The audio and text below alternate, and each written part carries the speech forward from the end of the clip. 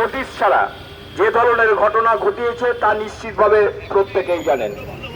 আবার ঠিক একই দিকে যখন সরকারের পক্ষ থেকে সমস্ত বিষয় সম্পর্কে আলোচনা করা হচ্ছে, সেখানে সবথেকে বৃহত্তম সংগঠন কলকাতা স্ট্রিট হকার্স ইউনিয়নের কোনো প্রতিনিধি তাদেরকে রাখছেন না এবং নির্বিচারে গোটা রাজ্য সভাপতিত্ব করবেন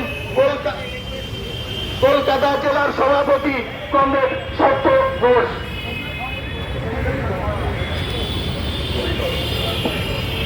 বন্ধুগণ, আপনারা শুনলেন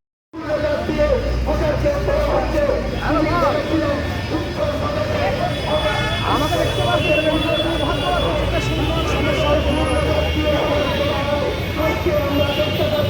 পশ্চিমবাংলার বুকে দিয়ে হকারকে উচ্ছেদ করেছে। নির্মম সরকারের বিরুদ্ধে দাঁড়িয়ে আমরা হকাররা তারা এরা কয়েকজন মিলে ডেপুটেশন দিচ্ছি। আমাদের সবাই চলবে, বিক্ষোভ সমাবেশ চলবে। এখন আপনাদের সামনে বক্তব্য রাখবেন গণ আন্দোলনের অন্যতম নেতা কমরেড তীর্থঙ্কর ভট্টাচার্য। এই তীর্থঙ্কর মুখার্জি।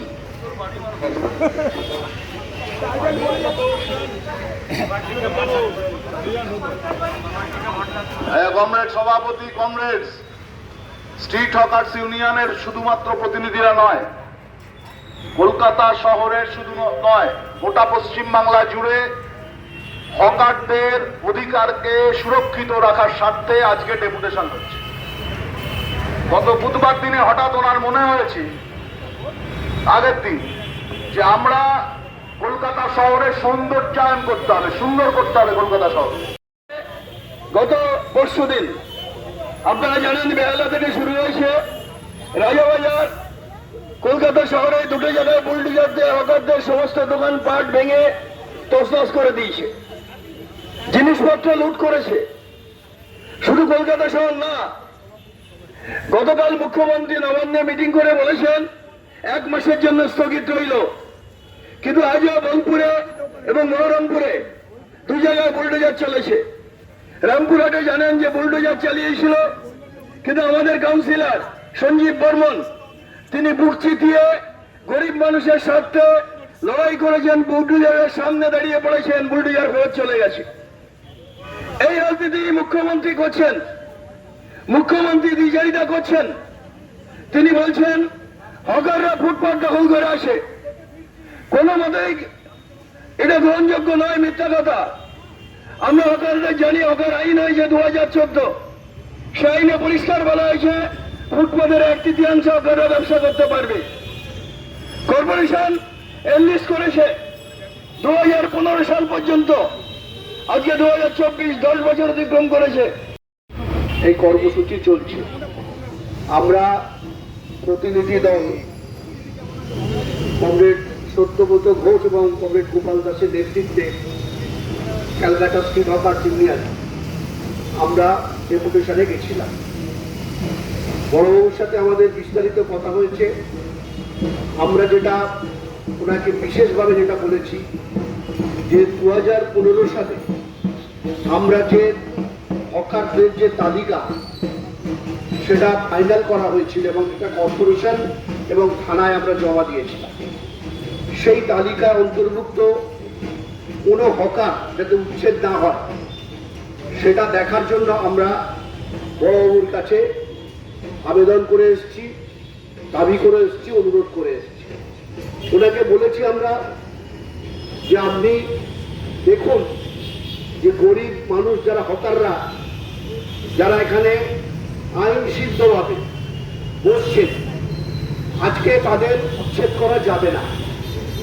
আমরা আমাদের অভিজ্ঞতা দেখলাম যে হকার লাইসেন্স কর্পোরেশন তাদের ইস্যু করেছে, তাদেরও উচ্ছেদ করা হয়েছে। অজন্তা কোয়ার্টার থেকে পাটকপাড়া এসব জায়গায় যে সমস্ত হকারদের দোকান ভাঙচুর হয়েছে পেলোডার দিয়ে, বুলডোজার দিয়ে, আমরা বলেছি যে গরিব মানুষ তারা যাতে তাদের কমতি এই সমস্ত ফেরত পায়। উনি বলেছেন যে আমাদের এগুলো আমাদের সরকারের কাছে আমরা এই সমস্ত তথ্য আমরা রিপোর্ট পাঠিয়েছি, আমরা কোন কোন জিনিসগুলো আমরা চেঞ্জ করেছি।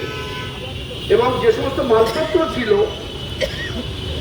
আজকে বড়বাবু বললেন যে আমরা প্রত্যেকটা মাল ওদের ফেরত দিয়েছি, কিন্তু গুমটি আমরা রেখেছি। এগুলো যা সিদ্ধান্ত হবে কর্পোরেশনের সেই মতো এটা ফেরতের ব্যবস্থা হবে। তো আমরা বলেছি যাতে এই গরিব মানুষটা ফেরত পায়। এবং আমরা অনেক কথা শুনেছি, এরাও শুনেছি হকারদের বেহালার যে আন্দোলনের ইতিহাস অনেক দীর্ঘ ইতিহাস। বামফ্রন্ট সরকারের আমলে হকার পুনর্বাসনের জন্য শখের বাজারে হকারদের জন্য 3 তলা বিল্ডিং বানানো হয়েছিল এবং এখানে আবেদন করা হয়েছিল যে হকারদের সেখানে তাদের পুনর্বাসন দেওয়া।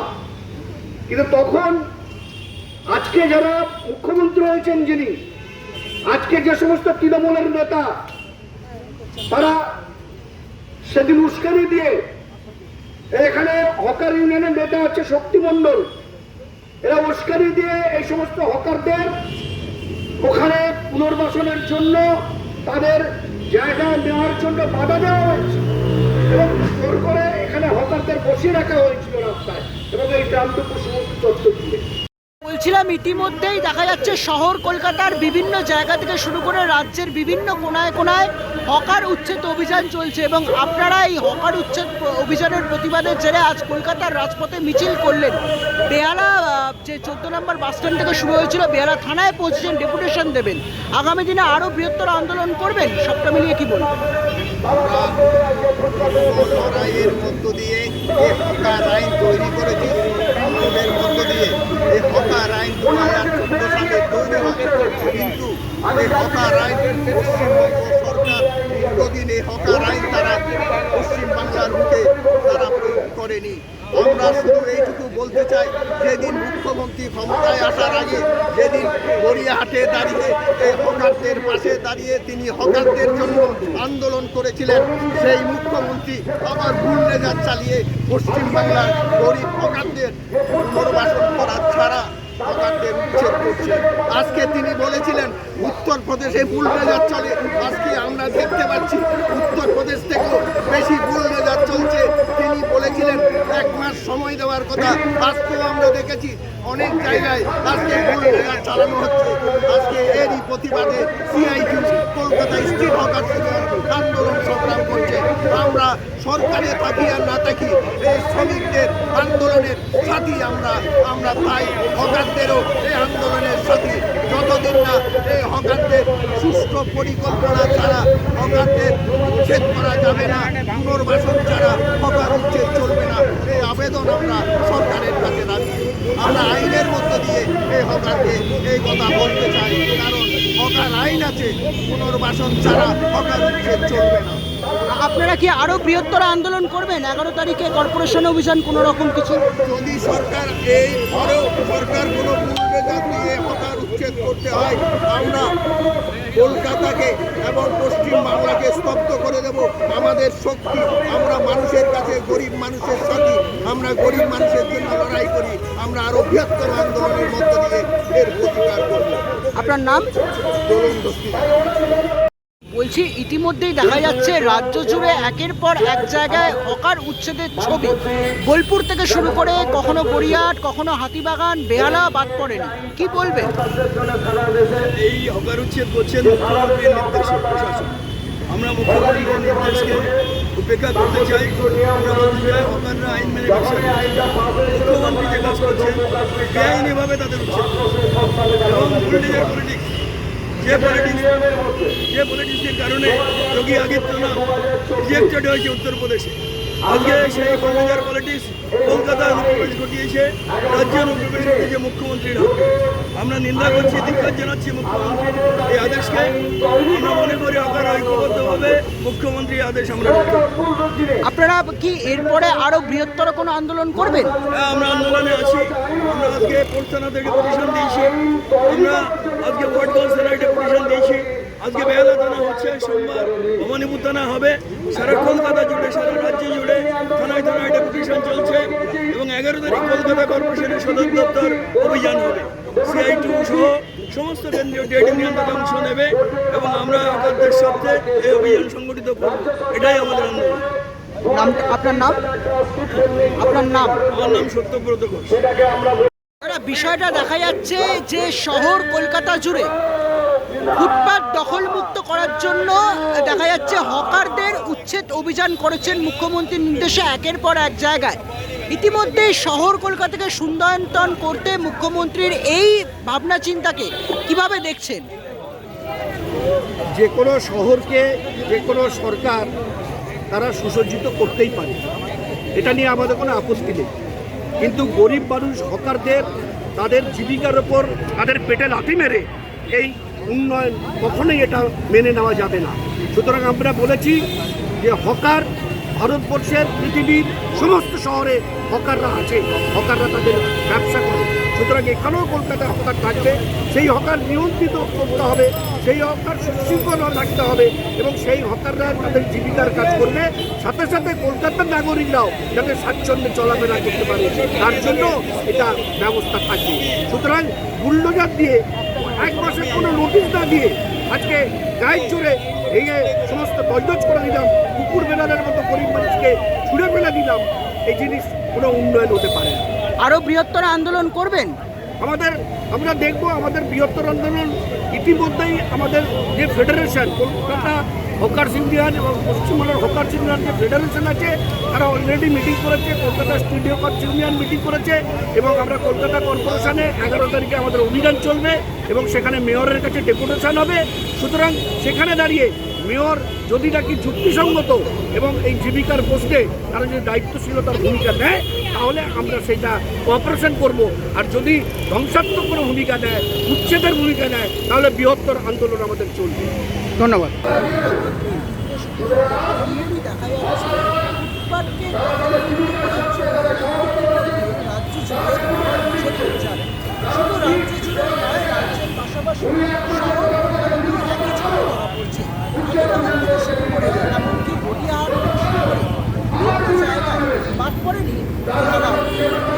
একাধিক জায়গা তো এই ছিল কিন্তু কার্যত আর সেই ঘটনার জেরে আজকে কলকাতার রাজধানীতে সিআইডির একদিকে কলকাতা ইউনিয়নের তরফ থেকে যারা কর্মী সংগঠন রয়েছে তারা রয়েছে, অন্যদিকে দাঁড়িয়ে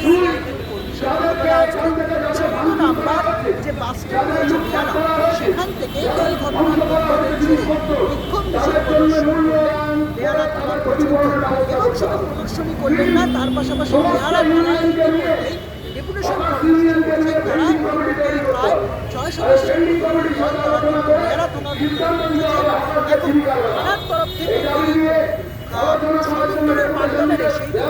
থাকছে নজর। মুখ্যমন্ত্রীর তরফ থেকে যদি হকারদের কথা না বলতে আর ইতিমধ্যেই আরও যদি কোনো সদিগ্ধ বার্তা না দেখানো হয় সেক্ষেত্রে দাঁড়িয়ে কিন্তু আসন্ন 11 তারিখ সিআইডি এবং বিভিন্ন আরও যারা সংগঠনরা রয়েছে আরও বৃহত্তর কর্মসূচি করা হচ্ছে। সেক্ষেত্রে দাঁড়িয়ে তারা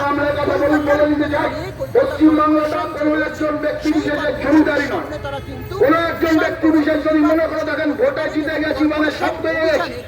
এমনটা করলে পরে পশ্চিমবাংলায় অন্য রূপ দেখবে, আর সেই রূপ যাতে না দেখতে হয় তার জন্য আমরা বলছি সুষ্ঠু গণতান্ত্রিক পদ্ধতিতে হকারদের পুনর্বাসন